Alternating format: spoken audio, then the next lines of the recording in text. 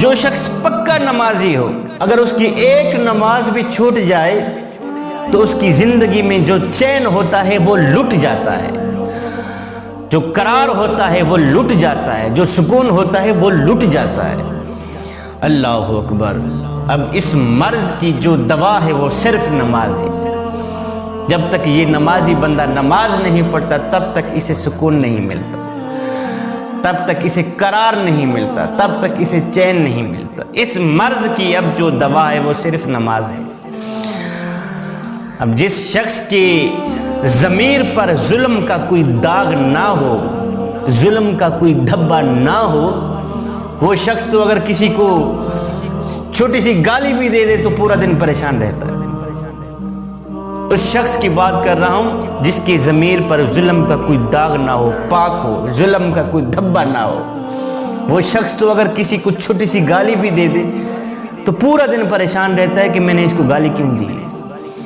اللہ اکبر۔ کسی کو تھپڑ بھی مار دے پورا دن بے چین رہتا ہے، پورا دن بے قرار رہتا ہے، میں نے اس کو تھپڑ کیوں مارا ہے، میں نے اس سے زیادتی کیوں کی۔ تو جب تک یہ شخص اس سے معذرت نہیں کرتا اسے چین نہیں ملتا، اسے سکون نہیں ملتا، اسے قرار نہیں ملتا۔ اللہ تعالیٰ نے ہمارے دل کو پاک پیدا کیا ہے، بالکل ہی پاک و شفاف پیدا کیا۔ یہ تو ہم نے خود اپنے دل کو جو ہے پلید کر دیا، یہ تو ہمارے نفس نے ہمارے دل کو گندا کر دیا ہے۔ ہمارا دل تو پاک تھا، اللہ نے ہمارے دل کو بالکل ہی پاک پیدا کیا تھا۔ جوانوں، یہ دل جو ہے ہمارا، یہ بالکل ہی سفید چادر کی طرح ہے، اس کے اوپر کہیں سے گندا داغ نہ لگا بیٹھنا، کہیں سے گندا دھبا نہ لگا بیٹھنا۔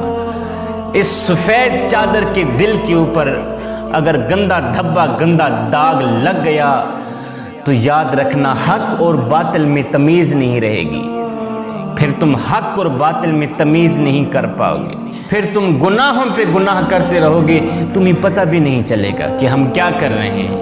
یہ جو پاک دل ہے، صاف دل ہے، جس کو میرے اللہ نے بالکل ہی صاف کر کے بنایا تھا، پیدا کیا تھا، جب حق اور باطل کا جنازہ نکل گیا تو پھر گناہوں پہ گناہ کرتے رہو گے، تمہیں پتہ بھی نہیں چلے گا کہ ہم کیا کر رہے ہیں۔ کیونکہ جو شخص گناہ کرنے کا عادی بن جاتا ہے، گناہ کرنے کا مزاج بنا لیتا ہے، پھر اسے پتہ نہیں چلتا کہ وہ کیا کر رہا ہے، پھر اس کے لیے کوئی گناہ مشکل نہیں رہتا، وہ کوئی بھی کرنا چاہے کر سکتا ہے۔ ایک روایت میں آتا ہے جب ایک مومن گناہ کرتا ہے، جب ایک مومن گناہ کرتا ہے تو اس کی حالت یہ ہوتی ہے کہ وہ احد پہاڑ کے نیچے آ گیا ہو۔ جب ایک مومن گناہ کرتا ہے نا، اس کی حالت یہ بن جاتی ہے کہ جس طرح وہ ایک احد پہاڑ کے نیچے آ گیا ہو، ابھی پہاڑ گرے گا اس کو کچل دے گا۔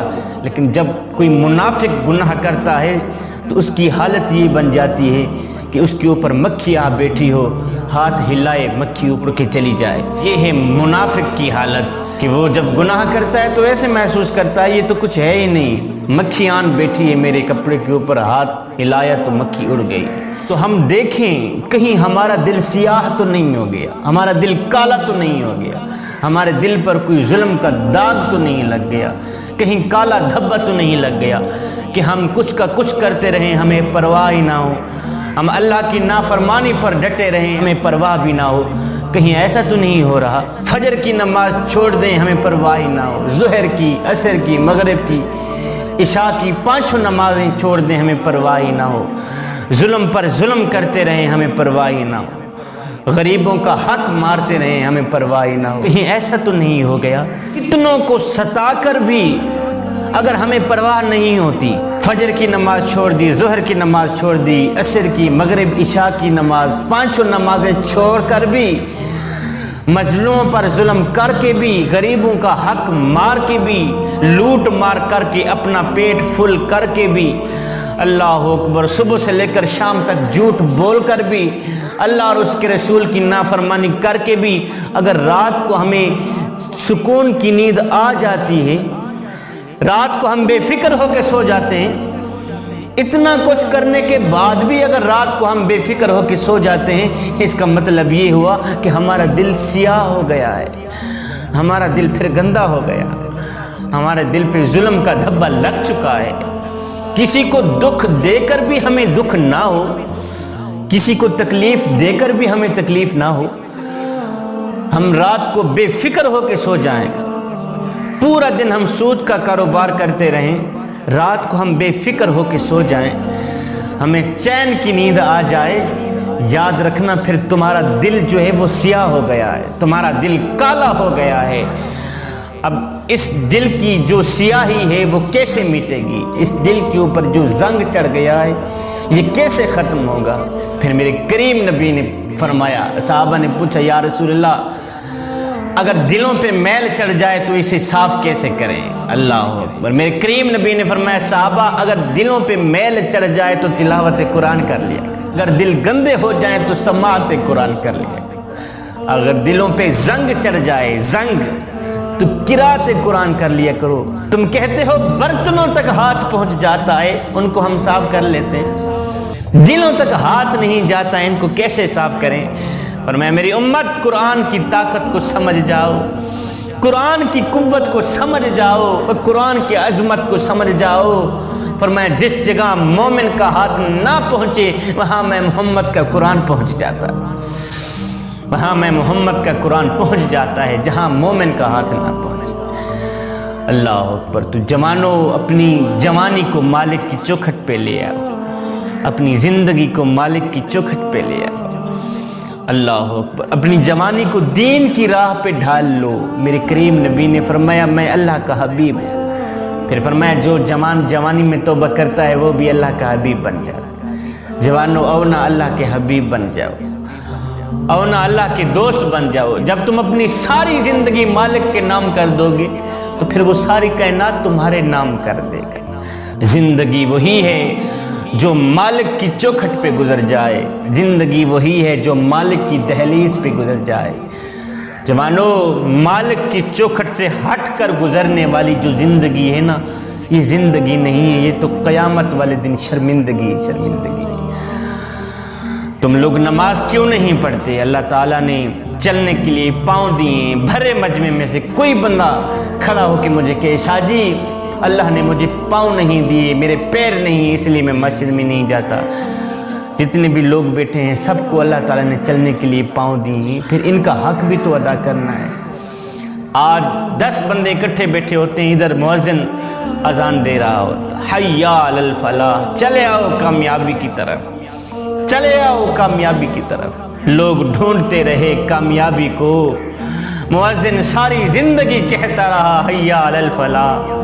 اور جوانوں مجھے بتاؤ تو صحیح تم کون سی کامیابی چاہتے ہو؟ مؤذن تو ابھی بھی آوازیں لگا رہا ہے حی علی الفلاح، چلے آؤ کامیابی کی طرف۔ ادھر اذان ہو رہی ہوتی، ادھر ایک بندہ کہتا ہے جی آج کل دین پہ چلنا بڑا مشکل ہو گیا۔ اذان کی آواز سنتا ہے پھر کہتا ہے آج کل دین پہ چلنا بڑا مشکل ہو گیا۔ باقی والے بھی اس کی بات سن کے اپنا سر ہلاتے ہیں جیسے کہ اس نے بڑے فلسفے کی بات کہہ دی۔ آج کل دین پہ چلنا بڑا مشکل ہو گیا ہے۔ یہ وہ شخص کہہ رہا ہے جو مسجد میں آتا ہے تو آگے موسم کے مطابق ٹھنڈا اور گرم پانی دستیاب ہے۔ آج کل دین پہ چلنا بڑا مشکل ہو گیا ہے۔ یہ وہ شخص کہہ رہا ہے جو مسجد کے اندر داخل ہوتا ہے تو آگے موسم کے مطابق ٹھنڈا اور گرم ماحول دستیاب ہے۔ آج کل دین پہ چلنا بڑا مشکل ہو گیا۔ یہ وہ شخص کہہ رہا ہے جو مسجد کے اندر جاتا ہے تو آگے مخملی قالین بچھے ہوئے ملتے ہیں، مخملی قالینوں پہ کھڑا ہو کے قیام کرنے والا، مخملی قالینوں پہ کھڑا ہو کے رکوع کرنے والا، مخملی قالینوں پہ بیٹھ کے سجدہ کرنے والا کتنے ناز اور نخرے سے کہہ رہا ہوتا ہے کہ جی دین پہ چلنا بڑا مشکل ہو گیا ہے۔ میں کہتا رہتا ہوں صاحب آج دین تیرے لیے مشکل ہے، یہ کربلا والے حسین کے لیے مشکل تھا۔ اللہ اکبر۔ مخملی قالینوں پہ کھڑا ہو کے قیام کرنے والے، مخملی قالینوں پہ کھڑا ہو کے رکوع کرنے والے اور مخملی قالینوں پہ بیٹھ کے سجدہ کرنے والے، مجھے اتنا تو بتا دے دین آج تیرے لیے مشکل ہے یا کربلا کی سرزمین پر تپتی ہوئی ریت کے اوپر سجدہ کرنے والے حسین ابن علی کے لیے مشکل ہے؟ آج دین تیرے لیے مشکل ہے یا دین کے نام پر کڑیل نوجوان اکبر کی جوانی لٹانے والے، قاسم کا شباب لٹانے والے حسین ابن علی کے لیے مشکل تھا، اور میاں جن کے لیے مشکل تھا انہوں نے تو کہا ہی نہیں کہ دین پہ چلنا بڑا مشکل ہو گیا ہے، تو ویسے خامخواہ کہہ رہا ہے کہ دین پہ چلنا بڑا مشکل ہو گیا۔ میں کو میڈا ڈکھ، میں کو تیڈا ڈکھ، میں کو ہر مظلوم انسان تا ڈکھ، جتھاں ظلم دی بھا پئی بلدی ہے، میں کو روہی چولستان دا ڈکھ، جتھاں کوئی انصاف دا نہ کہنی، میں کو پورے پاکستان دا ڈکھ، جڑے مر گئے ہیں نو تا مر گئے ہیں، میں کو جیوندے قبرستان دا ڈکھ، جو مر گئے ہیں میں ان کا گلہ کیوں کروں، مجھے تو زندہ قبرستان والوں کا دکھ لگ رہا ہے۔ اللہ جن کے پاؤں میں رسے ڈال کر کے مکے کے بازاروں میں گھسیٹا گیا، اس بلال نے تو نہیں کہا تھا کہ دین پہ چلنا بڑا مشکل ہو گیا، لوہے کی کنگیوں سے جن کے بدن چھیدے گئے۔ اللہ اکبر۔ امیہ مالک جو ہے بلال کے اوپر پتھروں کی بارش برسا رہا ہے، بلال کے اوپر پتھروں کی بارش برس رہی ہے، لیکن بلال کی زبان پر پھر بھی احد احد کے نغمے جاری ہیں۔ مالک بلال کو مارتا ہے، بلال کے اوپر ظلم کرتا ہے، بلال آگے سے مسکراتا ہے، بلال کے پاؤں میں رسی ڈال کر کے بازاروں میں گھسیٹ رہا ہے، تپتی ریت پہ گھسیٹ رہا ہے، بلال کی زبان پر پھر بھی احد احد کے نغمے، بلال مسکرا رہا ہے۔ کسی نے گزرتے ہوئے پوچھ ہی لیا، بلال میاں عجیب تماشا ہے تیرا کہ تیرا ظالم آقا تجھے مارتا ہے، تو آگے سے مسکراتا ہے، وجہ کیا ہے؟ وجہ تو بتا۔ بلال نے آگے جو جواب دیا وہ دل کے کانوں سے سننے والا جواب ہے، سونے کی تختی پہ لکھنے والا جواب ہے میاں۔ بلال نے کہا، میرا حال پوچھنے والے، تم بازار میں جاؤ نا مٹی کا پیالہ خریدنے کے لیے تو اسے ٹھونک بجا کے چیک کرتے ہو کہیں یہ کچا تو نہیں ہے، اس کی آواز تو ٹھیک ہے، ٹھونک بجا کے چیک کرتے ہو۔ کہا، میرا حال پوچھنے والو، تم بازار میں جاؤ مٹی کا پیالہ خریدنے کے لیے تو اسے بھی ٹھونک بجا کے چیک کرتے ہو کہیں یہ کچا تو نہیں ہے۔ کہا، میرا مالک آج بلال کو خرید رہا ہے اور دیکھ رہا ہے بلال کہیں کچا تو نہیں ہے، میں کہتا ہوں مالک بلال کو خرید لے مجھ کو، کھال ادھر جائے گی، حق کی آواز ختم نہیں ہو۔ اللہ اکبر۔ بندہ کہتا ہے میں نماز پڑھنے نہیں جاتا، اور تو کون ہے نہ جانے والا، وہ تجھے بلاتا ہی نہیں۔